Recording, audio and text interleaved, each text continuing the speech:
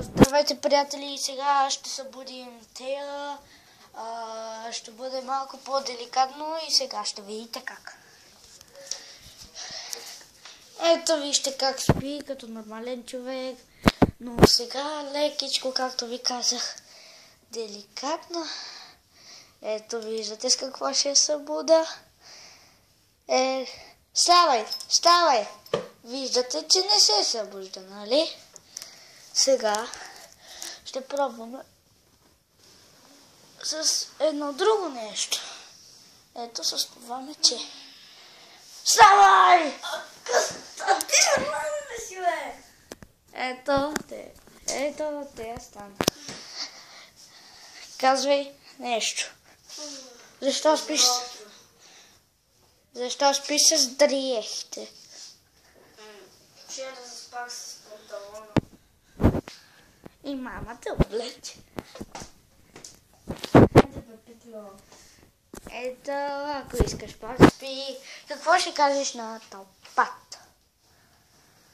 Ще кажа добро утро. Радвам се да ви видя. Защо ме събудите толкова рано? Не е рано, 12 часа е. Айде, гледайте я бързо. Любимото им мече ето там долу. Като малко си играеше много с него. Трябва ли да казваш? Точно, да.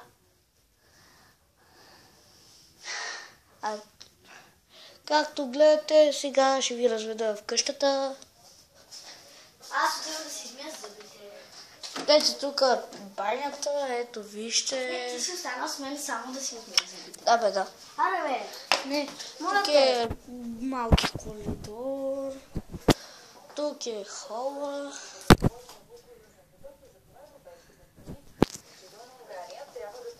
Това е баба. Ето тук е кухнята. Ето не е сравнително голяма, но става. Тук е тераса. Добре. Това е много топло. Защо така? Тук е нещо като... как се... Хилер, Стефи. Тук е нещо с много дрехи, ама тук е нещо като дрешник. Ето Да, вижте. то е такова. Те светни вътре лампата, ако можеш. Сигурно не изгорява. Ето е такова. Добре, ето вижте, тук е за обувките и за баща и на такова.